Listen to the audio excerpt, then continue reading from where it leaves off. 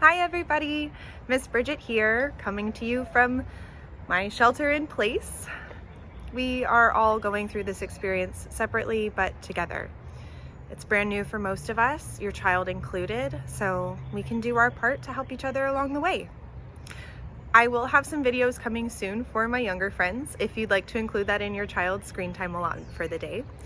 But first, I want to speak directly to parents and anyone quarantined with young children who may have some questions about what's going on. Hopefully you've already been talking to your kids about why they can't go to school or why you're staying home, all of these new changes that we're learning to adapt to. I want to touch base with everyone and give you a few helpful ideas on how to do that if you're still looking for some ways to help your child cope or to talk to them about COVID-19. So, how exactly do you talk to your preschooler about a global pandemic that may frighten even you? My rule of thumb when discussing difficult life events with children is to use their questions as a guide and to give honest, age-appropriate answers. A child's sense of safety is founded on trust in their primary caregivers, so I make it a point never to outright lie to a child. I find that by the time a child is ready to ask a question, they're usually ready to hear an answer for it. If your child happens to ask you something that you simply cannot think of an age-appropriate response to, it is acceptable to tell them that you're not ready to talk about that right now, but that you'll help them answer that question in the future. In general, if the subject of a child's question is something that directly relates to their experience of the world, like death, love, identity, etc., I try to find some way to communicate about it on the child's level. COVID-19 is everywhere right now. It is unavoidable subject matter. It is clearly affecting your life and your child's life, and one way you can ease that upset is by being tactfully honest about your own experience and then listening to your child's concerns.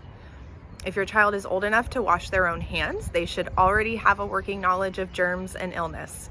As an early childhood educator, I have been teaching children from infancy that we wash our hands to get rid of the germs that make our bodies sick. This is an easy concept for a young child. You can talk to them about coronavirus as a germ, just like a cold or flu.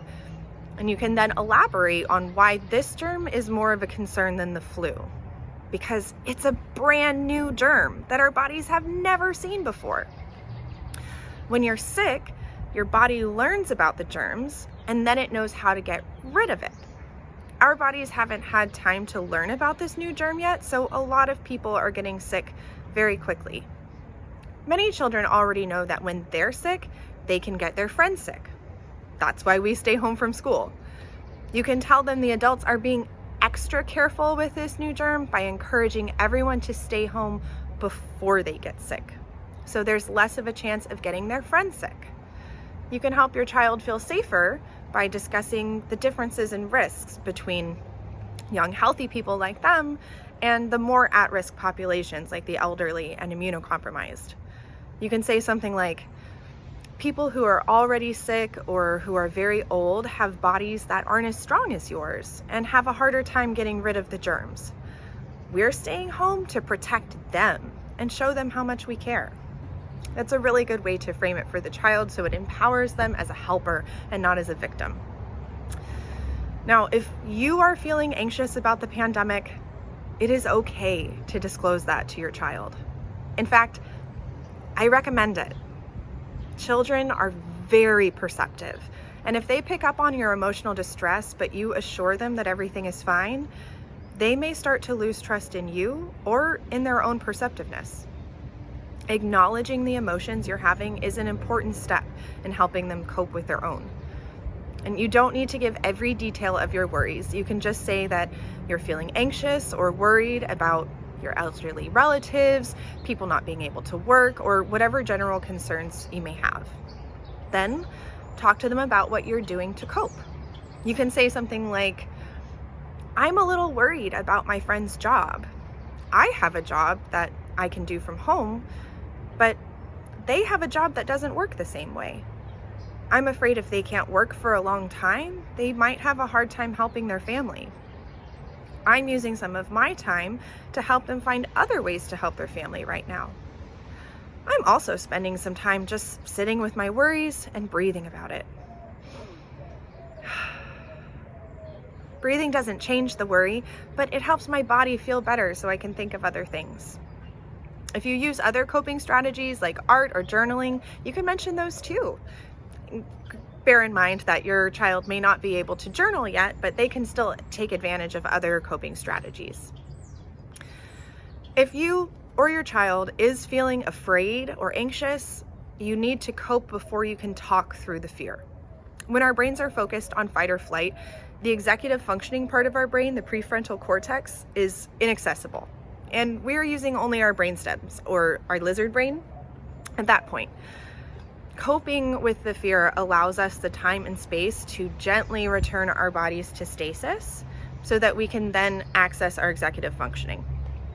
I have learned a variety of coping skills throughout my life and well into adulthood that are useful not only for me, but to share with the young children I work with.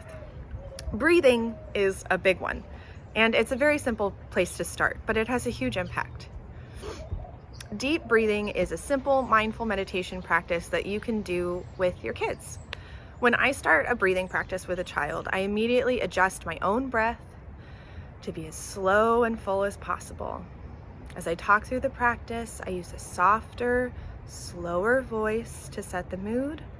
I model deep breaths, drawing lots of air in steadily, pausing for a moment, and then releasing. When you invite a child to breathe with you, remember that their lungs are much smaller than yours, so you'll need to adjust the timing of your deep breaths to mirror what's healthy for their body. And to make it easier for a child to focus their breath, I like to incorporate simple techniques like guided visualization, body movements, and melody. I've developed a strategy using all of those elements to help guide the breath and restore the body and brain to a state of calmness. It goes like this. Breathe in sunshine, blow the clouds away. Breathe in sunshine, blow the clouds away.